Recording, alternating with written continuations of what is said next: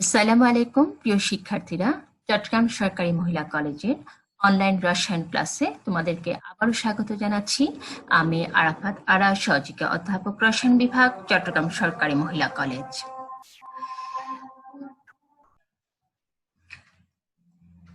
আজ একাদশ দ্বাদশ শ্রেণীর রসায়ন দ্বিতীয় পত্র বিষয়ের জৈব রসায়ন এই অধ্যায়ের অত্যন্ত গুরুত্বপূর্ণ একটা বিষয় জৈব বিক্রিয়া সমূহ।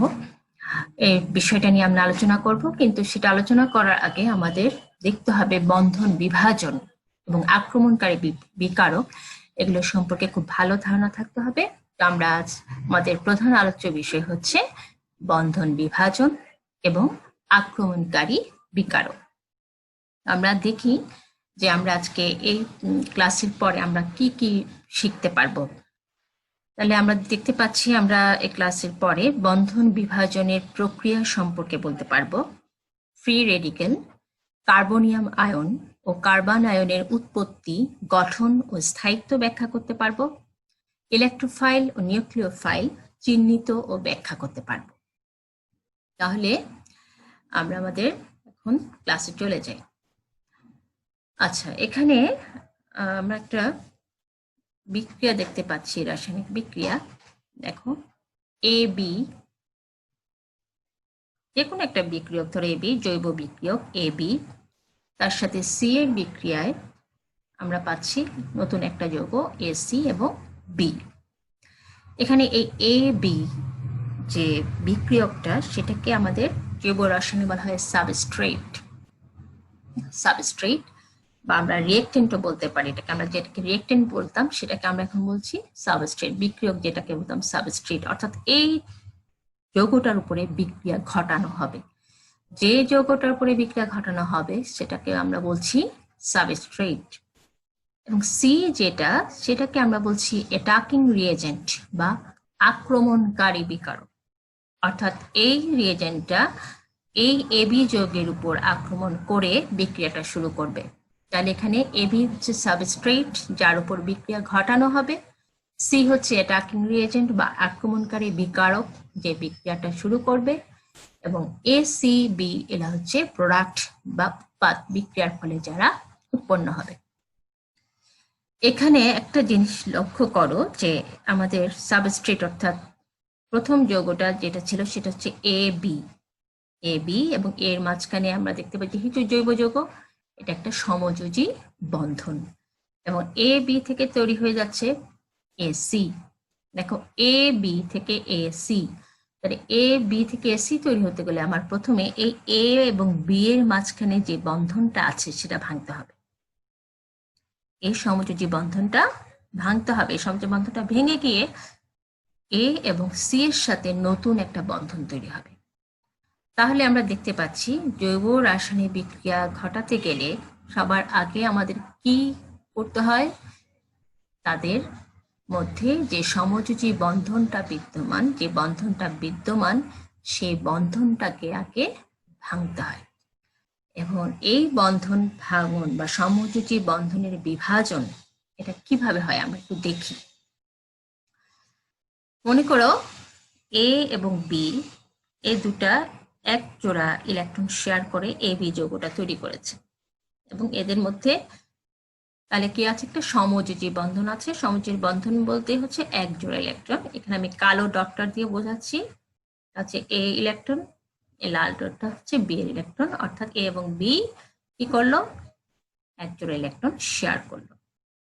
এখন এই যে মাঝখানে যে এই যে ইলেকট্রন শেয়ারিং এর মাধ্যমে যে সমযোজী বন্ধনটা তৈরি হলো, সেটা এমন ভাবে ভাঙতে পারে যে একেবারে এমন ভাবে ভাঙলো যে দুজনই সমানভাবে একটা করে ইলেকট্রন পেল। দুজন একটা করে ইলেকট্রন পেল। এই যে বন্ধনটা ভাঙন, সেটাকে আমরা কি বলি, সুষম বিভাজন। কখন, যখন এই দুজন সমানভাবে একটা করে ইলেকট্রন পাচ্ছে, সেটাকে আমরা বলছি সুষম বিভাজন। আবার এমন হতে পারে, দেখো এ এবং বি এই দুজনে এক জোড়া ইলেকট্রন, আগের মতো এক জোড়া ইলেকট্রন শেয়ার করলো, কিন্তু কি হলো, দেখো ইলেকট্রনটা এমন ভাবে শেয়ার হলো যে দুজনের মধ্যে একজনের কাছে সব ইলেকট্রন চলে গেল, অর্থাৎ এভাবে ভাঙলো, তাদের বন্ধনটা এমনভাবে ভাঙলো যে তাদের যে শেয়ারকৃত ইলেকট্রন যুগল চলে গেল শুধু একজনের কাছে, আরেকজনের কাছে কোনো ইলেকট্রন নাই। তখন এটাকে আমরা কি বলতে পারি? এই যে বন্ধন বিভাজন, এটা কি সুষমভাবে হলো? না। এটা কিভাবে হলো? এটাকে আমরা বলি বিষম বিভাজন। ইলেকট্রন একজন পেল না, আরেকজন তার ইলেকট্রন তো পেলই, পরন্তু আরেকজনের সাথে যে ইলেকট্রনটা সে শেয়ার করেছিল সে ইলেকট্রনটাও তার নিজের দিকে টেনে নিল। এটাকে আমরা বলি বিষম বিভাজন। তাহলে সমযোজী বন্ধনের বিভাজন কয় রকমের? দু রকমের। একটা হচ্ছে সুষম বিভাজন, যেখানে ইলেকট্রন দুটা ইকুয়ালি শেয়ার হবে, আর একটা হচ্ছে বিষম বিভাজন, যেখানে ইলেকট্রনের শেয়ারিং হবে ইনইকুয়াল, অসম। ঠিক আছে? তাহলে আমরা এখন দেখি সুষম বিভাজনটাই আবার একটু দেখি কেমন। এই যে বন্ধনটা মাঝ বরাবর ভেঙে গেল, দুটা পরমাণু একই সংখ্যক, সমান সংখ্যক একটা করে ইলেকট্রন পেল। এখন এই যে এর কাছে একটা ইলেকট্রন, বি এর কাছে একটা ইলেকট্রন, ইলেকট্রনগুলো কোন ইলেকট্রনগুলো? তাইলে যে ইলেকট্রনগুলো তারা শেয়ার করেছিল, এটা কিন্তু ওর নিজের ইলেকট্রন আর এটাও তার নিজেরই ইলেকট্রন, এই জন্য এখানে কোনো চার্জ নাই।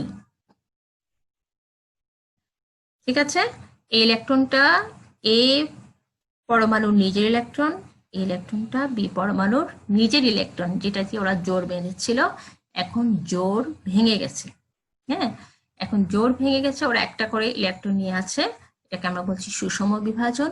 এবং এই যে একটা করে ইলেকট্রন নিয়ে তারা আছে, এই ইলেকট্রনটাকে বলা হচ্ছে বিজোড় ইলেকট্রন বা মুক্ত ইলেকট্রন বা অড ইলেকট্রন। এই যে একটা করে ইলেকট্রন, এর কাছে একটা ইলেকট্রন, বি এর কাছে একটা ইলেকট্রন, ইলেকট্রনকে বলা হয় বিজোড় ইলেকট্রন, মুক্ত ইলেকট্রন বা অড ইলেকট্রন।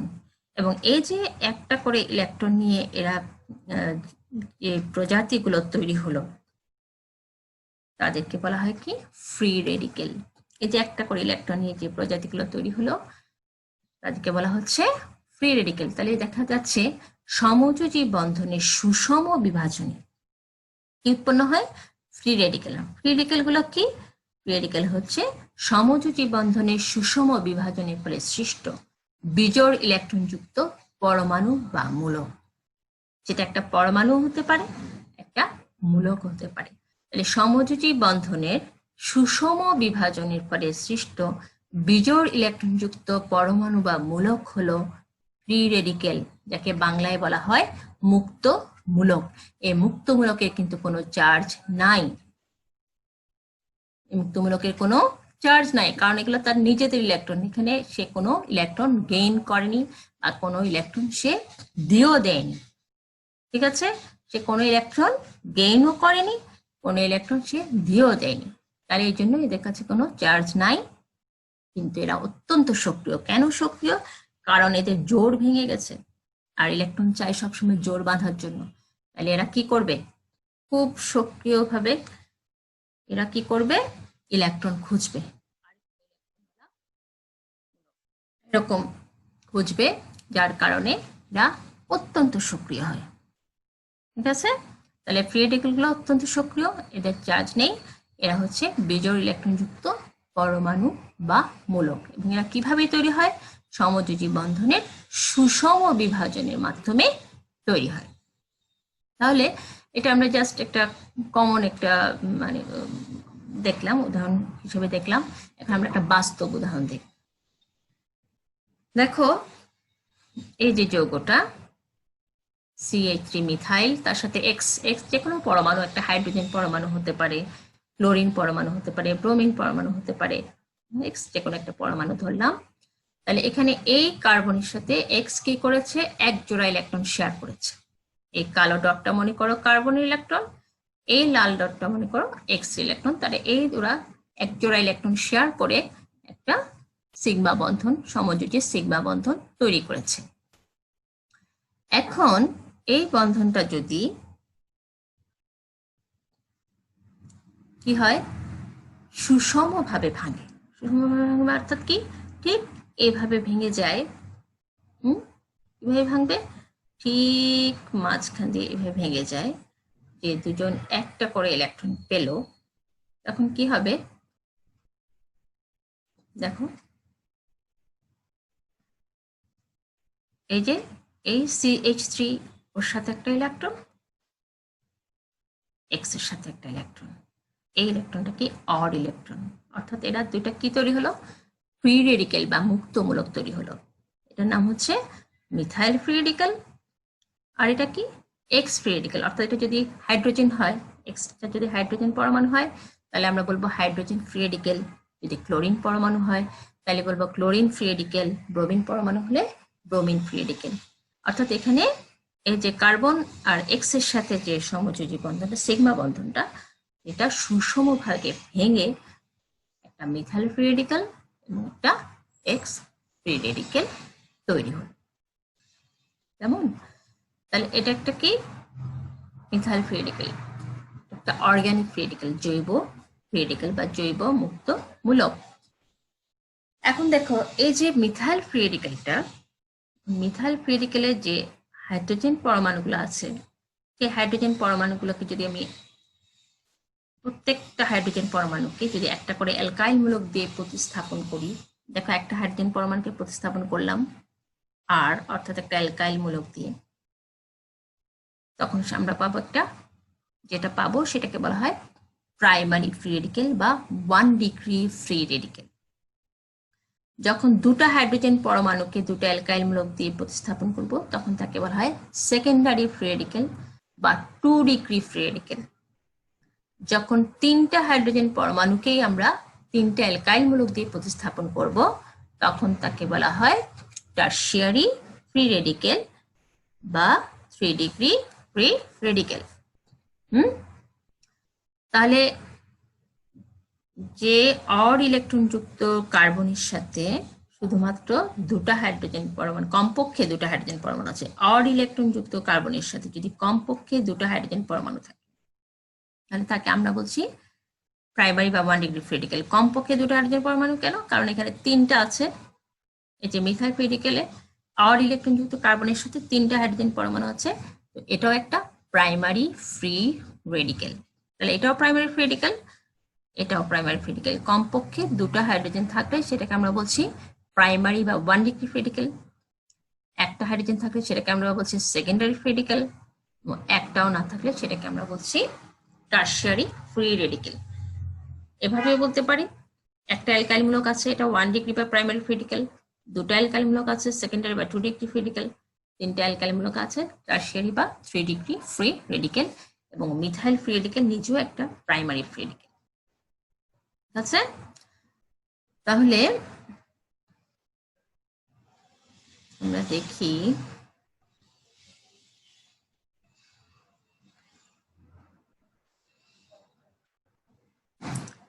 এখন আমরা এই হাইড্রোজেন পরমাণুগুলোকে মিথাইল মূলক দিয়ে রিপ্লেস করে অ্যালকাইল মূলক দিয়ে রিপ্লেস করে দেখিয়েছিলাম। এখন অ্যালকাইলের জায়গায় আমি মিথাইল লিখছি।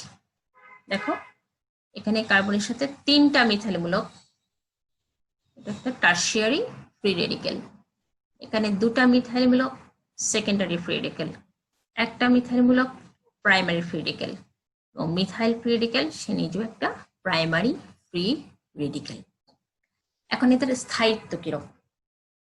এখন এই ফ্রি রেডিকেল গুলোর স্থায়িত্ব হচ্ছে সব থেকে বেশি স্থায়ী হচ্ছে টারশিয়ারি ফ্রি রেডিকেলটা সব থেকে বেশি স্থায়ী, এবং মিথাইল ফ্রি রেডিকেলটা সব থেকে কম স্থায়ী। এটাকে আমরা এভাবে দেখাতে পারি, স্থায়িত্বের ক্রমটা কি হচ্ছে মিথাইল ফ্রি রেডিকেল থেকে প্রাইমারি ফ্রি রেডিকেলের একটু বেশি, সেকেন্ডারি আরো বেশি, এবং টারশিয়ারি ফ্রি রেডিকেলের স্থায়িত্ব সব থেকে বেশি।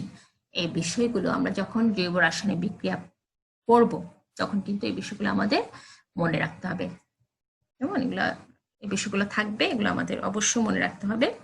তাহলে আমরা জেনে রাখি টারশিয়ারি ফ্রি রেডিকেলের স্থায়িত্ব সব থেকে বেশি, তারপরে হচ্ছে সেকেন্ডারি ফ্রি রেডিকেল, এবং তারপর হচ্ছে প্রাইমারি, আবার সব থেকে কম হচ্ছে মিথাইল ফ্রি রেডিকেলের স্থায়িত্ব। এবং এদের সক্রিয়তার ক্রমও কিন্তু ঠিক উল্টোটা। সক্রিয়তার ক্রম হচ্ছে স্থায়িত্বের ক্রমের ঠিক উল্টো, অর্থাৎ যে সব থেকে বেশি স্থায়ী সে সব থেকে কম সক্রিয়, আর যে সব থেকে কম স্থায়ী সে হচ্ছে সব থেকে বেশি সক্রিয়। আমাদের এটা মনে রাখতে হবে, সক্রিয়তা বেশি মানে হচ্ছে স্থায়িত্ব কম, সক্রিয়তা কম মানে হচ্ছে স্থায়িত্ব বেশি। তাহলে আমরা কি পেলাম? সমযোজী বন্ধনের সুষম বিভাজনের ফলে ফ্রি রেডিকেল তৈরি হয় এবং অর্গানিক ফ্রি রেডিকেল গুলো গঠন অনুযায়ী 3 রকমের: প্রাইমারি, সেকেন্ডারি এবং টারশিয়ারি ফ্রি রেডিকেল। সব থেকে বেশি স্থায়ী হচ্ছে টারশিয়ারি ফ্রি রেডিকেল, সব থেকে কম স্থায়ী হচ্ছে মিথাইল ফ্রি রেডিকেল, সব থেকে কম সক্রিয় হচ্ছে টারশিয়ারি ফ্রি রেডিকেল, সব থেকে বেশি সক্রিয় হচ্ছে মিথাইল ফ্রি রেডিকেল। তাহলে এখন আমরা দেখব সমযোজী বন্ধনের আরেকটা বিভাজন প্রক্রিয়া। দেখো এখানে এই যে এ বি আগের মতোই এক জোড়া ইলেকট্রন শেয়ার করেছে, কিন্তু এই শেয়ারকৃত ইলেকট্রন যুগল কিভাবে বণ্টিত হয়েছে দেখো। সমযোজী বন্ধনটা এমন ভাবে বিভাজিত হয়েছে যে ইলেকট্রনগুলো একজনের কাছে চলে গেছে। আর কাছে চলে গেছে? একজনের কাছে চলে গেছে, সেটাকে বি। দেখো এখানে এ এবং বি বন্ধন ভাঙার আগে ওরা যে এক ইলেকট্রন শেয়ার করেছিল, এখানে কালো ডটটা ছিল এ ইলেকট্রন, লাল ডটটা ছিল বি ইলেকট্রন। বন্ধন ভাঙার পরে বি তার লাল ইলেকট্রনটা তো পেলই, আবার এই যে কালো ইলেকট্রনটা, জাস্ট বোঝানোর জন্য আমি লাল কালো দিয়ে দেখেছি, আসলে ইলেকট্রন লাল কালো হয় না। তাহলে এই ইলেকট্রনটাকেও সে সাথে করে নিয়ে এসেছে। তাহলে এটা ছিল তার ইলেকট্রন, নিজস্ব ইলেকট্রন, আর এটা হচ্ছে তার বাড়তি ইলেকট্রনটা, যার কারণে তার উপর একটা নেগেটিভ চার্জ চলে এসেছে, অর্থাৎ এটা একটা এনায়ন তৈরি হয়ে গেছে। আর এখানে এ দেখো, এটা ছিল বন্ধন বিভাজনের আগে, এটা ছিল তার ইলেকট্রন, কেমন? এখন তার কাছে কোনো ইলেকট্রন নাই, অর্থাৎ এই ইলেকট্রনটাও কিন্তু তার কাছ থেকে চলে গেছে। তার একটা ইলেকট্রন চলে গেছে, এ কারণে তার উপর একটা পজিটিভ চার্জ চলে এসছে। তাহলে এভাবে যে বন্ধনটা বিভাজিত হলো অসমভাবে, একজন কাছে একজন ইলেকট্রন চলে গেছে, আরেকজনের কাছে কোনো ইলেকট্রন নাই, এটাকে আমরা বলছি বিষম বিভাজন। এবং বিষম বিভাজনের ফলে আমরা দেখতে পাচ্ছি, বিষম বিভাজনের ফলে কি তৈরি হচ্ছে? আয়ন তৈরি হচ্ছে, একটা ধনাত্মক আয়ন আর একটা ঋণাত্মক আয়ন তৈরি হচ্ছে। যেমন তাহলে সমযোজী বন্ধনের আমরা দেখতে পাচ্ছি বিষম বিভাজনের ফলে ধনাত্মক ও ঋণাত্মক আয়ন সৃষ্টি হয়, এবং আমরা জানি আয়ন সবসময় অত্যন্ত সক্রিয়। কেন সক্রিয়? কারণ তাদের মধ্যে যে চার্জ হয়ে গেল, ওরা চায় চার্জ মুক্ত হওয়ার জন্য। যতক্ষণ পর্যন্ত এরা চার্জ মুক্ত না হয় ততক্ষণ পর্যন্ত খুবই সক্রিয় থাকে। যেমন তাহলে আমরা দেখলাম সমযোজী বন্ধনের ভাঙার সময় ইলেকট্রনগুলো যদি একচেটিয়া একজনের কাছে চলে যায়, তখন সেটাকে আমরা বলবো বিষম বিভাজন, এবং বিষম বিভাজনের ফলে একটা ধনাত্মক আয়ন এবং একটা ঋণাত্মক আয়নের সৃষ্টি হয়।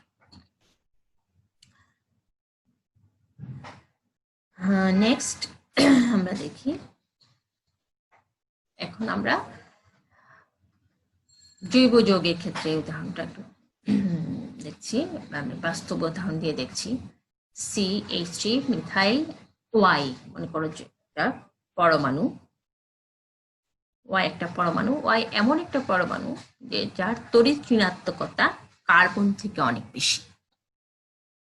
এখানে আমি Y কে নিয়েছি, এমন একটা পরমাণু নিয়েছি Y, সেটা ক্লোরিন, ব্রোমিন, আয়োডিন যে কেউ হতে পারে, যার তড়িৎ ঋণাত্মকতা কার্বন থেকে বেশি। আচ্ছা, যদি তাই হয় তাহলে কার্বন এবং Y এর মধ্যে যে ইলেকট্রন জোড়াটা শেয়ার হবে, যেহেতু Y এর তড়িৎ ঋণাত্মকতা বেশি, ইলেকট্রনগুলোকে অবশ্যই তার নিজের দিকে বেশি আকর্ষণ করবে। আমি সেভাবে দেখিয়েছি, ইলেকট্রনগুলোকে Y এর দিকে বেশি ঝুঁকে দিয়েছি, কারণ Y এর তড়িৎ ঋণাত্মকতা কার্বন থেকে বেশি। এই অবস্থায় বন্ধনটা এমনভাবে ভাঙলো যে কি ইলেকট্রনগুলো সব কার কাছে চলে গেল? একজন ইলেকট্রনের পুরোটাই চলে গেল ওয়াই এর কাছে। তাহলে কি হবে দেখো, ওয়াই এর কাছে এই ইলেকট্রন জোড়াটা পুরোটাই ওয়াই এর কাছে চলে গেল, তাহলে কার্বনের এই ইলেকট্রনটা লস হলো। ইলেকট্রন লস হওয়াতে সে হয়ে গেল পজিটিভ চার্জ, ওয়াই হয়ে গেল, ওয়াই এর একটা ইলেকট্রন গেইন হলো, এই ইলেকট্রনটা তার নিজের, বাট এই ইলেকট্রনটা কিন্তু ছিল কার্বনের, ইলেকট্রনটা সে গেইন করলো, যার কারণে তার উপর একটা নেগেটিভ চার্জ আসলো। তাহলে এই যে ধনাত্মক চার্জ যুক্ত আয়নটা তৈরি হলো, এই যে ধনাত্মক চার্জটা কার উপরে? কার্বনের উপরে, এই আয়নটাকে আমরা বলি কার্বোক্যাটায়ন বা কার্বোনিয়াম আয়ন। যদি স্পেসিফিক্যালি বলি, এটাকে আমরা বলবো মিথাইল কার্বোক্যাটায়ন বা মিথাইল কার্বোনিয়াম আয়ন। কেমন? তাহলে কার্বোনিয়াম আয়ন কি? ধনাত্মক চার্জযুক্ত কার্বন কেন্দ্র সম্বলিত জৈব আয়ন। ধনাত্মক চার্জযুক্ত কার্বন কেন্দ্র, ধনাত্মক চার্জযুক্ত কার্বন কেন্দ্র সম্বলিত জৈব আয়ন হচ্ছে কার্বোক্যাটায়ন বা কার্বোনিয়াম আয়ন, যেটা সমযোজী বন্ধনের বিষম বিভাজনের মাধ্যমে তৈরি হয়। কিভাবে তৈরি হয়? সমযোজী বন্ধনের বিষম বিভাজনের মাধ্যমে উৎপন্ন ধনাত্মক চার্জযুক্ত কার্বন কেন্দ্র সম্বলিত জৈব আয়ন হচ্ছে কার্বোক্যাটায়ন বা কার্বোনিয়াম আয়ন। ঠিক আছে? আচ্ছা, এখন যদি এমন হয় কার্বনের সাথে এক্স এর সমযোজী বন্ধন, কেমন? কার্বনের সাথে এক্স এর সমযোজী বন্ধন, কিন্তু এক্স এর তড়িৎ ঋণাত্মকতা কার্বন থেকে কম। কি বলছি? এক্স এর তড়িৎ ঋণাত্মকতা কার্বন থেকে কম, অর্থাৎ কার্বনের তড়িৎ ঋণাত্মকতা বেশি, এক্স এর কম। তাহলে কি হবে? এই যে শেয়ারকৃত ইলেকট্রন যুগলটা কার দিকে থাকবে? কার্বনের দিকে বেশি ঝুঁকি থাকবে। এই অবস্থায় যদি বন্ধনটা ভাঙে, তাহলে কিভাবে ভাঙবে? এইভাবে ভাঙবে, অর্থাৎ ইলেকট্রনগুলো, বন্ধনটা এমনভাবে ভাঙবে, ইলেকট্রনগুলো, দুটো ইলেকট্রনই কার কাছে? কার্বনের কাছে, এর কাছে কোনো ইলেকট্রন নাই। তাহলে তাই যদি হয়, তাহলে আমরা কি পাচ্ছি দেখো তো, এইভাবে এটা একটা বিষম বিভাজন, তাই না? এটা একটা বিষম বিভাজন, কারণ ইলেকট্রনগুলো একজনের কাছে চলে গেছে।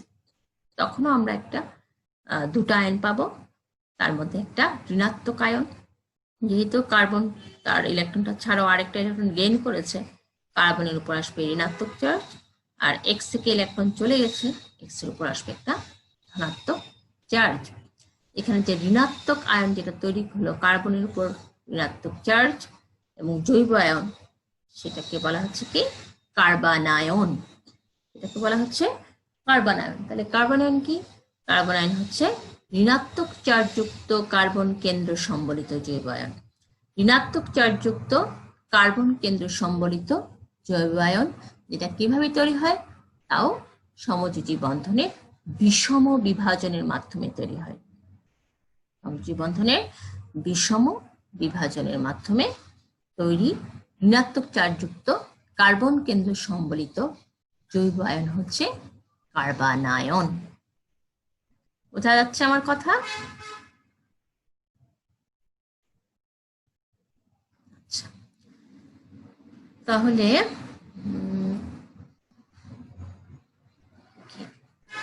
এখন এই যে কার্বোনিয়াম আয়ন বা কার্বোক্যাটায়ন, দেখো কার্বোনিয়াম আয়ন বা কার্বোক্যাটায়ন গুলো আগের মতো পিরিয়ডিক্যালি যেরকম হাইড্রোজেন গুলোকে আমরা একে একে প্রতিস্থাপন করেছিলাম অ্যালকাইল মূলক দিয়ে, হ্যাঁ, সেরকম আমরা অ্যালকাইল মূলক দিয়ে মিথাইল মূলক দিয়ে প্রতিস্থাপন করলাম। মিথাইল কার্বোক্যাটায়ন, এটাকে আমরা বলছি মিথাইল কার্বোক্যাটায়ন। মিথাইল কার্বোক্যাটায়নের একটা হাইড্রোজেন পরমাণুকে যদি আমি একটা মিথাইল মূলক দিয়ে প্রতিস্থাপন করি, তাহলে সেটাকে বলবো প্রাইমারি কার্বোক্যাটায়ন। দুটা মিথাইল মূলক দিয়ে প্রতিস্থাপন করলে সেকেন্ডারি বা 2 ডিগ্রি কার্বোক্যাটায়ন। তিনটা মিথাইল মূলক দিয়ে প্রতিস্থাপন করলে টারশারি বা 3 ডিগ্রি কার্বোক্যাটায়ন। একইভাবে মিথাইল কার্বন আয়ন, এটার নাম কি? Methyl carbon ion. Methyl carbon আয়নের একটা হাইড্রোজেন পরমাণুকে যদি একটা মিথাইল মূলক দিয়ে প্রতিস্থাপন করি তাহলে সেটা হবে প্রাইমারি কার্বন আয়ন, দুটা দিয়ে প্রতিস্থাপন করলে সেকেন্ডারি কার্বন আয়ন, তিনটা দিয়ে প্রতিস্থাপন করলে টারশিয়ারি কার্বন আয়ন। এখন দেখো এদের স্থায়িত্বের ক্রমটা যদি আমি দেখি তাহলে দেখতে পাই যে এই যে টারশিয়ারি কার্বন আয়ন বা 3 ডিগ্রি কার্বন আয়ন, সেটার স্থায়িত্ব সব থেকে বেশি, তারপরে হচ্ছে 2 ডিগ্রি, তারপর হচ্ছে 1 ডিগ্রি, তারপর হচ্ছে মিথাইল। কেন এটার স্থায়িত্ব সব থেকে বেশি সেটা আমরা একটু ব্যাখ্যা করতে পারি। দেখো এরা হচ্ছে সবগুলো, এই কার্বোক্যাটায়নগুলো সবগুলোর কি চার্জ? ধনাত্মক চার্জ, এবং ধনাত্মক চার্জের কারণে এরা অত্যন্ত সক্রিয়। আমি আগেই বলেছি এরা চায় চার্জ মুক্ত হতে, এরা যত দ্রুত চার্জ মুক্ত হতে পারবে এরা তত বেশি স্থায়ী হবে, যত সহজে চার্জ মুক্ত হতে পারবে তত বেশি স্থায়ী হবে। আচ্ছা, এখন দেখো এই যে মিথাইল কার্বোক্যাটায়ন, এখানে এই যে ধনাত্মক কার্বন তার সাথে আছে 3টা হাইড্রোজেন পরমাণু, না কিছু নেই। কিন্তু এই ধনাত্মক চার্জযুক্ত কার্বনের সাথে এখানে আছে 2টা হাইড্রোজেন পরমাণু এবং একটা মিথাইল মূলক। আমরা জেনে থাকবো যে মিথাইল মূলক হচ্ছে একটা ইলেকট্রন রিলিজিং গ্রুপ বা ইলেকট্রন বিকর্ষী মূলক বলা হয়। সে কি করে? ইলেকট্রনকে তার বিপরীত দিকে ঠেলে দেয়, তার থেকে অন্যদিকে বিপরীত দিকে ইলেকট্রনকে ঠেলে দেয়, অর্থাৎ তার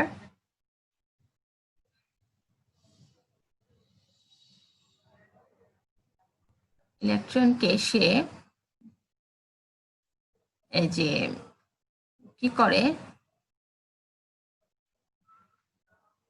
ইলেকট্রনকে সে এই যে কার্বনের দিকে ঠেলে দিচ্ছে। কেমন?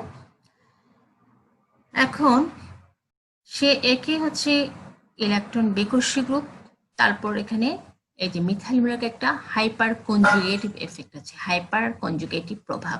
এটা হচ্ছে কার্বন হাইড্রোজেন সিগমা বন্ডের সংখ্যা যত বেশি হবে, এখানে 3টা কার্বন হাইড্রোজেন সিগমা বন্ড আছে, তত বেশি হাইপার কনজুগেটিভ প্রভাব হবে এবং সে ইলেকট্রনকে বিকর্ষণ করবে। তাহলে এখানে ধনাত্মক চার্জ আছে, মিথাইল মূলক ইলেকট্রন কি করছে?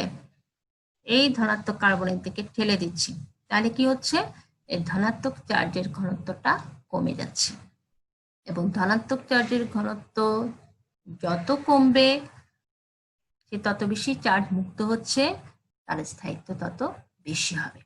তাহলে এখন আমরা দেখি, এখানে মিথাইল মূলক আছে প্রাইমারি কার্বোক্যাটায়নে একটা, এখানে আছে 2টা, এই একটা 2টা, তাহলে এখানে চার্জ ঘনত্ব, ধনাত্মক চার্জের ঘনত্ব আরো কম, আর এখানে আছে 3টা মিথাইল মূলক, যার কারণে এখানে ধনাত্মক চার্জের ঘনত্ব সব থেকে কম। তাহলে আমি বলেছিলাম প্রথমেই যে চার্জ ঘনত্ব, ধনাত্মক চার্জের ঘনত্ব যত কম হবে সে তত বেশি স্থায়ী হবে। এই কারণে টারশিয়ারি কার্বোক্যাটায়নের স্থায়িত্ব সব থেকে বেশি, কারণ এখানে 3টা মিথাইল মূলক আছে, 3টা মিথাইল মূলক 3 দিক থেকে ইলেকট্রন রিলিজ করছে, ইলেকট্রন তার দিকে ঠেলে দিচ্ছে, তার ফলে কি তার ধনাত্মক চার্জের ঘনত্বটা কি হচ্ছে? কমে যাচ্ছে। এখানে 3 দিক থেকে, এখানে 2টা মিথাইল মূলক 2 দিক থেকে ইলেকট্রন দিচ্ছে, আর এখানে একটা মিথাইল মূলক এক দিক থেকে দিচ্ছে, এখানে কোনো মিথাইল মূলক নাই। তাহলে এই কারণে টারশিয়ারি কার্বোক্যাটায়নের স্থায়িত্ব সব থেকে বেশি, মিথাইল কার্বোক্যাটায়নের স্থায়িত্ব সব থেকে কম। আবার সক্রিয়তার ক্রম কিন্তু ঠিক স্থায়িত্বের ক্রমের উল্টো। আগে বলেছিলাম যেটা যত বেশি স্থায়ী সেটা তত কম সক্রিয়, যেটা যত কম স্থায়ী সেটা তত বেশি সক্রিয়। তাহলে কার্বোক্যাটায়নের ক্ষেত্রে সব থেকে স্থায়ী হচ্ছে 3 ডিগ্রি কার্বোক্যাটায়ন, সব থেকে কম স্থায়ী হচ্ছে মিথাইল কার্বোক্যাটায়ন, সব থেকে বেশি সক্রিয় হচ্ছে মিথাইল কার্বোক্যাটায়ন, সব থেকে কম সক্রিয় হচ্ছে টারশিয়ারি কার্বোক্যাটায়ন। আশা করি সবাই বুঝতে পেরেছ। এখন আমরা কার্বন আয়নের ক্ষেত্রে দেখি যে কার্বন আয়নের স্থায়িত্ব, এটার স্থায়িত্ব কি কার্বোক্যাটায়নের মতো হবে নাকি একটু অন্যরকম হবে? আচ্ছা, তা আমরা বলছি স্থায়িত্বটা আমরা কি দিয়ে ব্যাখ্যা করব? চার্জ ঘনত্ব দিয়ে। যেখানে চার্জ ঘনত্ব যত কম হবে তার স্থায়িত্ব তত বেশি হবে, কারণ এরা চায় চার্জিত কণা বা প্রজাতিগুলো চায় হচ্ছে চার্জ মুক্ত হওয়ার জন্য। এরা যত দ্রুত যত সহজে চার্জ মুক্ত হবে এরা তত বেশি স্থায়ী হবে। তাহলে আবার এখান থেকে শুরু করি, মিথাইল কার্বন আয়ন। এখানে কোনো অন্য কোনো মূলক নেই হাইড্রোজেন পরমাণু ছাড়া। এখানে একটা মিথাইল মূলক আছে, এবং কিছুক্ষণ আগেই আমি বলেছি যে মিথাইল মূলক হচ্ছে একটা কি? মিথাইল মূলক হচ্ছে একটা কি? মিথাইল মূলক হচ্ছে একটা ইলেকট্রন রিলিজিং মূলক বা ইলেকট্রন বিকর্ষী বা ইলেকট্রন দাতামূলক। সে ইলেকট্রন কি করে? সে এই যে নেগেটিভ কার্বন সেন্টারের দিকে ঠেলে দিচ্ছে। এখানে একে নেগেটিভ চার্জ, তারপর মিথাইল মূলক আবার সেখানে ইলেকট্রনকে ঠেলে দিচ্ছে। হ্যাঁ, তাহলে এখানে ইলেকট্রনিক ঘনত্ব এখানে যা ছিল তার থেকে একটু বেড়ে যাচ্ছে। এখানে কয়টা? এখানে দুটা মিথাইল মূলক, তাহলে দুটা মিথাইল মূলক আরো দ্বিগুণ বাড়িয়ে দিচ্ছে ইলেকট্রনিক ঘনত্ব। এখানে তিনটা মিথাইল মূলক, তাই না? তাহলে তিনটা মিথাইল মূলক এই যে নেগেটিভ কার্বন সেন্টারে ইলেকট্রন ঘনত্ব আরো বাড়িয়ে দিচ্ছে। তাহলে এখানে নেগেটিভ ইলেকট্রনের ঘনত্ব সব থেকে বেশি হচ্ছে টারশিয়ারি কার্বোকেটায়ন, এবং সব থেকে কম হচ্ছে methyl carbon ion. Tertiary carbon আয়নের সব থেকে বেশি, সব থেকে কম মিথাইল কার্বন আয়নে। ইলেকট্রন ঘনত্ব সব থেকে বেশি এখানে, তাহলে এটা স্থায়িত্ব সব থেকে কম, তারপরে এটা, তারপরে এটা, তারপরে এটা। তাহলে সব থেকে বেশি স্থায়ী কে হবে? মিথাইল কার্বন আয়ন, তাই না? তাহলে আমরা একটু দেখি আসলে স্থায়িত্বের ক্রমটা। স্থায়িত্বের ক্রম আমরা দেখতে পাচ্ছি সব থেকে বেশি স্থায়ী হচ্ছে মিথাইল কার্বন আয়ন, তারপরে প্রাইমারি, তারপরে সেকেন্ডারি, তারপরে হচ্ছে টারশিয়ারি। আর এটা হচ্ছে স্থায়িত্বের ক্রম। আর সক্রিয়তার ক্রমটা দেখি। সক্রিয়তার ক্রম তাহলে ঠিক তার উল্টো, সব থেকে সক্রিয় হচ্ছে টারশিয়ারি কার্বন আয়ন, তারপর হচ্ছে secondary carbon ion, primary carbon ion, তারপরে হচ্ছে মিথাইল কার্বন আয়ন। বোঝা গেছে? আশা করি সবাই বুঝতে পেরেছ।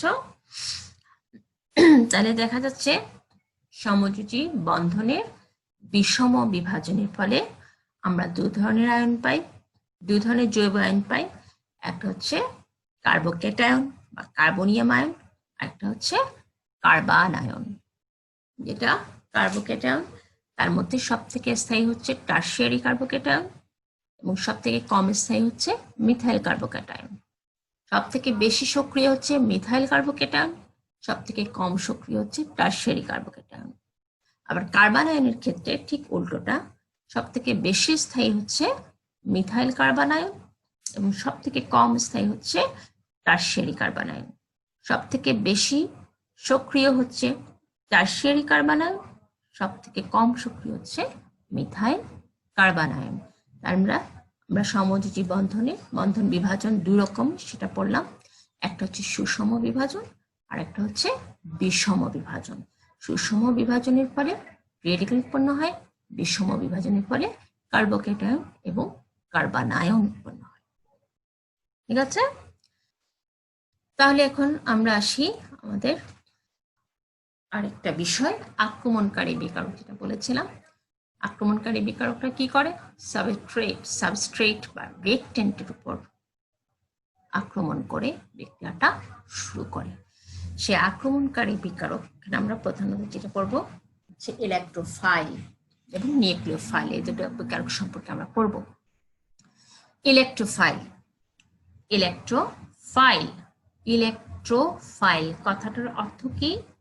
ইলেকট্রোফাইল কথাটার অর্থ হচ্ছে electron loving. Electron file, electron loving, যারা ইলেকট্রনকে পছন্দ করে, যারা ইলেকট্রনকে ভালোবাসে। তোমরাই বলতে পারবে ইলেকট্রনকে কারা পছন্দ করে, দেখি বলতে পারো কিনা। ইলেকট্রন কারা পছন্দ করবে? যার কাছে যেটা নাই তারা তো সেটাই পছন্দ করে, তাই না? তাহলে ইলেকট্রনকে কারা পছন্দ করবে? যাদের ইলেকট্রন কম আছে, যাদের ইলেকট্রন কম আছে, অর্থাৎ ইলেকট্রন ডেফিশিয়েন্ট, যাদের ইলেকট্রনের ঘাটতি আছে। যেমন তাহলে ইলেকট্রোফাইল কারা? যারা ইলেকট্রন লাভিং, ইলেকট্রনকে যারা পছন্দ করে। কারা ইলেকট্রনকে পছন্দ করে? যাদের মধ্যে ইলেকট্রনের ঘাটতি আছে, যার যেটা নাই সে তো সেটাই পছন্দ করে, তাই না? তাহলে এবং এদেরকে কি দিয়ে প্রকাশ করা হয়? এই ইলেকট্রোফাইল গুলোকে প্রকাশ করা হয় বড় হাতের ই প্লাস চিহ্ন দিয়ে প্রকাশ করা হয়। তাহলে ইলেকট্রনের ঘাটতি কাদের আছে? কারা ইলেকট্রোফাইল হবে? কাদের ইলেকট্রনের ঘাটতি আছে? প্রথমে আমরা দেখছি ধনাত্মক আয়ন, তাই না? এদের চরমভাবে ইলেকট্রনের ঘাটতি আছে। যারা ধনাত্মক আয়ন তাদের চরমভাবে ইলেকট্রনের ঘাটতি আছে, এর জন্যই এরা ধনাত্মক। তাহলে এরা কি করতে পারবে? ওরা ইলেকট্রনকে আকর্ষণ করে। ইলেকট্রন কি করে? রাসায়নিক বিক্রিয়ার সময় এরা কি করে? ইলেকট্রোফাইল, ইলেকট্রন গ্রহণ করে। কাদের কাছ থেকে? যাদের ইলেকট্রন আছে দেওয়ার মতো, তাদের কাছ থেকে ইলেকট্রন গ্রহণ করে। কিন্তু কথা হচ্ছে ইলেকট্রন গ্রহণ করার জন্য অবশ্যই ফাঁকা অরবিটাল থাকতে হবে। ধনাত্মক আয়ন এবং যাদের মধ্যে ফাঁকা অরবিটাল আছে ইলেকট্রন অ্যাকসেপ্ট করার মতো, তারা হচ্ছে ইলেকট্রোফাইল। ঠিক আছে? আর কারা ইলেকট্রোফাইল হতে পারে দেখি আমরা।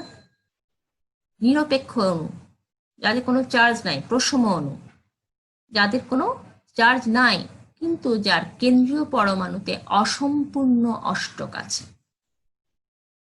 যার কেন্দ্রীয় পরমাণুতে অসম্পূর্ণ অষ্টক আছে, যেমন অ্যালুমিনিয়াম ক্লোরাইড, হ্যাঁ, aluminium chloride, boron trifluoride, ferric chloride, beryllium chloride. দেখো এদের কিন্তু কেন্দ্রীয় পরমাণু, এখানে অ্যালুমিনিয়াম, এখানে বোরন, এখানে আয়রন, এখানে বেরিলিয়াম।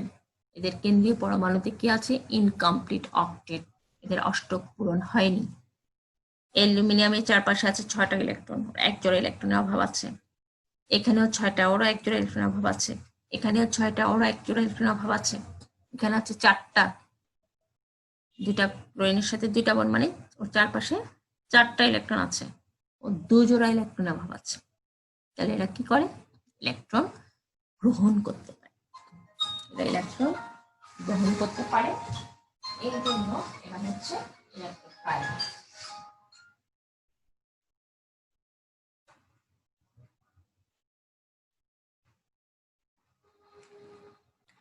তাইলে আমরা দেখলাম 2 রকমের ইলেকট্রোফাইল দেখলাম, একটা হচ্ছে ধনাত্মক আয়ন, আরেকটা হচ্ছে প্রশম অণু। আর কারা হতে পারে? আর আমরা বলছি লুইস অ্যাসিড। কারা? Luis acid. লুইস অ্যাসিড কারা? লুইস অ্যাসিড কারা আমরা কি জানি? লুইস অ্যাসিড কারা? লুইস অ্যাসিড হচ্ছে যারা কমপক্ষে 1 জোড়া ইলেকট্রন গ্রহণ করতে পারে। যারা কমপক্ষে 1 জোড়া ইলেকট্রন গ্রহণ করতে পারে তারা হচ্ছে কি? Luis acid. যারা কমপক্ষে 1 জোড়া ইলেকট্রন গ্রহণ করতে পারে তারা লুইস অ্যাসিড। তাহলে এই যে সবগুলো লুইস অ্যাসিড, প্রশম অণু, যাদের কেন্দ্রীয় পরমাণুতে অসম্পূর্ণ অষ্টক আছে, ধনাত্মক আয়নগুলো, এরা সবাই হচ্ছে ইলেকট্রোফাইল। এরা বিক্রিয়ার সময়, রাসায়নিক বিক্রিয়ার সময় কি করে? যাদের ইলেকট্রন দেওয়ার মতো ইলেকট্রন আছে তাদের কাছ থেকে ইলেকট্রন গ্রহণ করে। তাদের ইলেকট্রনের প্রতি একটা আলাদা আকর্ষণ আছে, আসক্তি আছে, ইলেকট্রন লাভিং। এরা ইলেকট্রনকে পছন্দ করে, ইলেকট্রনের কাছে যেতে চায়। তাহলে বোঝা গেছে ইলেকট্রোফাইল কারা। ইলেকট্রোফাইল কারা তাহলে আমরা নিশ্চয়ই বুঝতে পেরেছি, ঠিক না? তাহলে আমরা এখন একটু এই যে এদের গঠনগুলো একটু দেখবো। প্রশম অণু, যে বেরিলিয়াম ক্লোরাইড, আগে বলেছিলাম বেরিলিয়াম ক্লোরাইড, বেরিলিয়াম 2টা ক্লোরিন পরমাণুর সাথে 2 জোড়া ইলেকট্রন, এদের মধ্যে ওরা 2 জোড়া ইলেকট্রন শেয়ার করে বেরিলিয়াম ক্লোরাইড অণুটা তৈরি হয়েছে। এখন তাহলে বেরিলিয়ামের চারপাশে এখন কটা ইলেকট্রন? 1 2 3 4, 4টা ইলেকট্রন। তার আরো অষ্টক পূরণের জন্য তার আরো 2 জোড়া ইলেকট্রন লাগবে। তাহলে সে আরো 2 জোড়া ইলেকট্রন গ্রহণ করতে পারে, সেই জন্য সে একটা ইলেকট্রোফাইল, যারা ইলেকট্রন গ্রহণ করতে পারে তারা হচ্ছে ইলেকট্রোফাইল। বোরন ট্রাইক্লোরাইড, এই যে বোরন 4টা ক্লোরিনের সাথে, সরি 3টা ক্লোরিনের সাথে 3 জন ইলেকট্রন শেয়ার করেছে, 3 দুগুণা 6, কিন্তু তারপরেও তারা অষ্টক পূরণ হয়নি, তারও আরো 1 জন ইলেকট্রন দরকার আছে। তাহলে বোরন ট্রাইক্লোরাইডও একটা ইলেকট্রোফাইল। তাহলে আমরা ইলেকট্রোফাইল কি বুঝতে পারলাম? ইলেকট্রোফাইল হচ্ছে যারা ইলেকট্রন গ্রহণ করতে পারে রাসায়নিক বিক্রিয়াকালে, তারা হচ্ছে ইলেকট্রোফাইল। এরা ইলেকট্রনকে পছন্দ করে কারণ এদের ইলেকট্রনের ঘাটতি আছে, অভাব আছে। ঠিক আছে, এবার দেখি আমরা আক্রমণকারী বিকারক আরেকটা nucleophile, attacking agent. Nucleophile, nucleophile, nucleophile মানে কি? শব্দ মানে কি? নিউক্লিয়াস লাভিং, নিউক্লিয়াস লাভিং, নিউক্লিয়াসকে পছন্দ করে। নিউক্লিয়াস বা কেন্দ্র, নিউক্লিয়াস বলতে আমরা বুঝবো কেন্দ্র, এখানে আমরা বুঝবো ধনাত্মক, যারা ধনাত্মক কেন্দ্রকে পছন্দ করে, ধনাত্মক কেন্দ্রকে পছন্দ করে। কেন ধনাত্মক কেন্দ্রকে পছন্দ করে? তারা নিশ্চয়ই তার অপোজিট, তাহলে তার মানে কি? তারা নিশ্চয়ই কি নেগেটিভ। ধনাত্মককে পছন্দ করবে নেগেটিভ, নেগেটিভকে পছন্দ করবে ধনাত্মক। তাহলে ধনাত্মককে পছন্দ করে হচ্ছে যারা নেগেটিভ, অর্থাৎ ইলেকট্রন রিচ। নেগেটিভ কি? ইলেকট্রন। যারা ইলেকট্রন রিচ অর্থাৎ ইলেকট্রন সমৃদ্ধ, যাদের মধ্যে দেওয়ার মতো ইলেকট্রন আছে, দেওয়ার মতো ইলেকট্রন আছে, তাই না? তারাই হচ্ছে কি নিউক্লিওফাইল বা নিউক্লিয়াস লাভিং, এবং একে বড় হাতের এন ছোট হাতের ইউ মাইনাস এই চিহ্ন দিয়ে প্রকাশ করা হয়। ইলেকট্রন রিচ বা ইলেকট্রন সমৃদ্ধ, যারা ইলেকট্রন দিতে পারে, কারা হতে পারে? তাহলে আমরা দেখি, প্রথমে হচ্ছে ঋণাত্মক আয়নগুলো। ঋণাত্মক আয়ন তারা অবশ্যই ইলেকট্রন দিতে পারে, তাতে ইলেকট্রন বেশি আছে বলেই তোরা ঋণাত্মক, তাই না? যেমন ক্লোরাইড, হাইড্রোক্সাইড, এলকক্সাইড, এমাইড, সায়ানাইড, এরা সবাই হচ্ছে কি নিউক্লিওফাইল। এরা কি করে? ইলেকট্রন দিতে পারে। কাদের দিতে পারে? যাদের ইলেকট্রনের ঘাটতি আছে, অভাব আছে, তাদেরকে ইলেকট্রন দিতে পারে। অর্থাৎ ইলেকট্রোফাইলকে ওরা ইলেকট্রন দেয়। কাদেরকে দেয়? ইলেকট্রোফাইল, ইলেকট্রোফিলিক সেন্টারে ইলেকট্রন দেয়, তাই না? হলো ঋণাত্মক আয়ন। আর কারা হতে পারে আমরা দেখি? নিরপেক্ষ বা প্রশম অণু, যার কেন্দ্রীয় পরমাণুতে কমপক্ষে 1 জোড়া নিঃসঙ্গ ইলেকট্রন আছে। যার কেন্দ্রীয় পরমাণুতে কমপক্ষে 1 জোড়া, কমপক্ষে 1 জোড়া নিঃসঙ্গ ইলেকট্রন আছে, তারাও কিন্তু নিউক্লিওফাইল, কারণ তারা ইলেকট্রন দিতে পারে, আনশেয়ার্ড ইলেকট্রন। তাদের কাছে কি আছে? আনশেয়ার্ড ইলেকট্রন আছে। এই যেখানে 1 জোড়া আছে, এখানে 2 জোড়া আছে, এখানে 2 জোড়া, এইখানে 1 জোড়া। অ্যামোনিয়া, পানি, অ্যালকোহল, ফসফিন, এমিন, এরা সবাই কি করে? এরা ইলেকট্রন দিতে পারে, কারণ তাদের মধ্যে নিঃসঙ্গ ইলেকট্রন জোড়া, আনশেয়ার্ড ইলেকট্রন জোড়া আছে। এই জন্য এরা সবাই কি নিউক্লিওফাইল। এদের তো চার্জ নাই, কিন্তু এরা সবাই প্রশম বা নিরপেক্ষ, কিন্তু তারপরে এরা নিউক্লিওফাইল। আর কারা হতে পারে? আগের মতো লুইস ক্ষারক। লুইস ক্ষারক কারা? যারা কমপক্ষে 1 জোড়া ইলেকট্রন দান করতে পারে, তারা হচ্ছে লুইস ক্ষারক। যারা কমপক্ষে 1 জোড়া ইলেকট্রন দান করতে পারে, তারা হচ্ছে লুইস ক্ষারক। তাহলে এরা সবাই কি লুইস ক্ষারক। তাহলে লুইস ক্ষারক গুলাও কি নিউক্লিওফাইল। কেমন? আর কারা? আর হচ্ছে জৈব ধাতব যৌগ। জৈব ধাতব যৌগ বা অর্গানো মেটালিক কম্পাউন্ডস বলা হয়, যেমন alkyl magnesium halide, alkyl magnesium halide, alkyl lithium, dialkyl zinc. এগুলো হচ্ছে জৈব ধাতব যৌগ। ধাতুর সাথে কার্বনের যে সরাসরি যদি কোনো বন্ধন থাকে, তখন সেগুলোকে বলা হয় জৈব ধাতব যৌগ। এরাও কি করে? নিউক্লিওফাইল হিসেবে কাজ করে।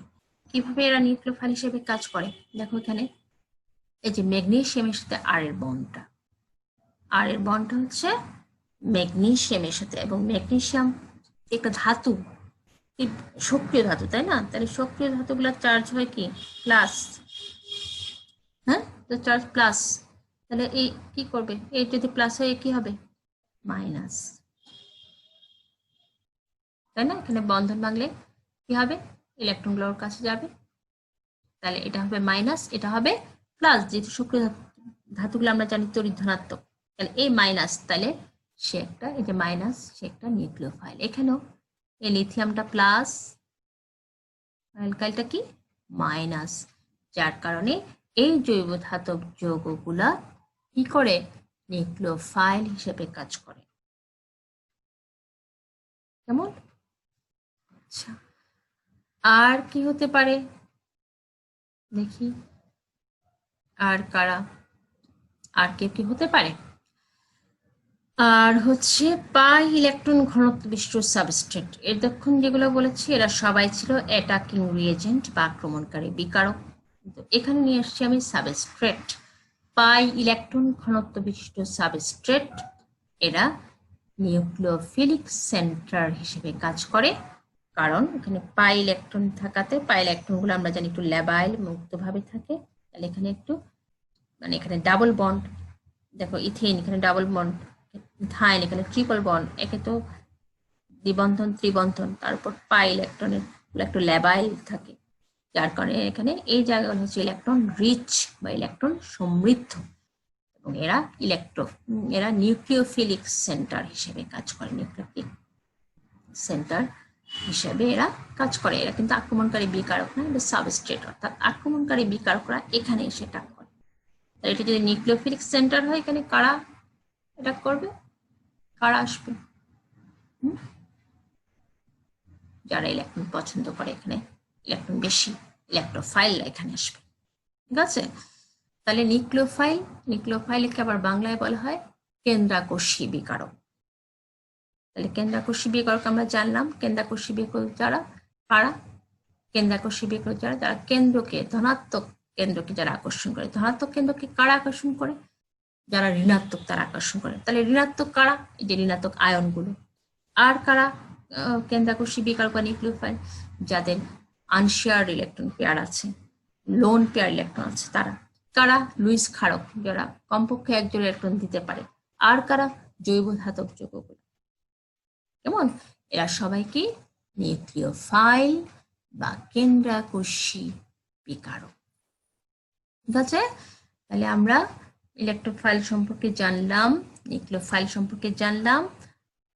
আশা করব আমরা ইলেকট্রোফাইল নিউক্লিওফাইল এগুলো চিনতে আমাদের কোনো সমস্যা হবে না। তারপরে যদি কোনো সমস্যা থাকে অবশ্যই আমাকে কমেন্টে জানাবে। আমি তোমাদের জন্য এরপর একটা ছোট বাড়ির কাজ রেখেছি। দেখো এখানে কিছু স্পেসিস দেওয়া আছে, অ্যালকক্সাইড, অ্যামোনিয়া, মিথাইলিয়াম আয়ন বা methyl carbocation, sulphur trioxide, methyl magnesium bromide, beryllium chloride. আমার প্রশ্ন হচ্ছে, ক প্রশ্ন, কার্বনিয়াম আয়ন কি? সহজে দিতে পারে আনসার। খ প্রশ্ন, লুইস অ্যাসিড ইলেকট্রোফাইল কেন? লুইস অ্যাসিড কারা? যারা কমপক্ষে এক জোড়া ইলেকট্রন গ্রহণ করতে পারে, তারা হচ্ছে লুইস অ্যাসিড। আর ইলেকট্রোফাইল কারা? ইলেকট্রোফাইলও ইলেকট্রন গ্রহণ করে, তাহলে লুইস অ্যাসিডও ইলেকট্রন গ্রহণ করে, ইলেকট্রোফাইলও ইলেকট্রন গ্রহণ করে, এই কারণে লুইস অ্যাসিড হচ্ছে ইলেকট্রোফাইল। উদ্দীপকের আয়ন ও যৌগগুলো থেকে ইলেকট্রোফাইল ও নিউক্লিওফাইল চিহ্নিত করো। তাহলে এতক্ষণ যে আমরা আলোচনা করলাম, সেই আলোচনার সাপেক্ষে তোমরা এখান থেকে ইলেকট্রোফাইল এবং নিউক্লিওফাইল বের করে একটা তালিকা করবে। ঘ প্রশ্ন, উদ্দীপকের কার্বোক্যাটায়নটির উৎপত্তির প্রক্রিয়া বিশ্লেষণ পূর্বক আলোচনা করো। উদ্দীপকের কার্বোক্যাটায়ন, উদ্দীপকের কার্বোক্যাটায়ন এখানে কোনটা? যে এটা হচ্ছে কার্বোক্যাটায়ন। এটা কিভাবে উৎপত্তি হলো? হ্যাঁ, এটা কি বন্ধন বিভাজন প্রক্রিয়াটা, কেমন বন্ধন বিভাজনটা কিভাবে হলো? এটা কি সুষমভাবে হলো নাকি বিষমভাবে হলো, সেটা আমরা এখানে আলোচনা করব। তাহলে এই হচ্ছে আমাদের বাড়ির কাজ, অবশ্যই তোমরা বাসায় চর্চা করবে। আজকের ক্লাসটা অনেক বেশি গুরুত্বপূর্ণ ছিল।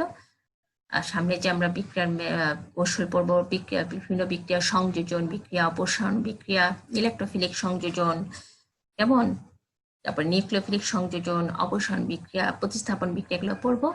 এই সব বিক্রিয়ার ক্ষেত্রে আমাদের এই জিনিসগুলো বারবার আসবে, electrophile, nucleophile, free radical, carbonium ion, carbon ion.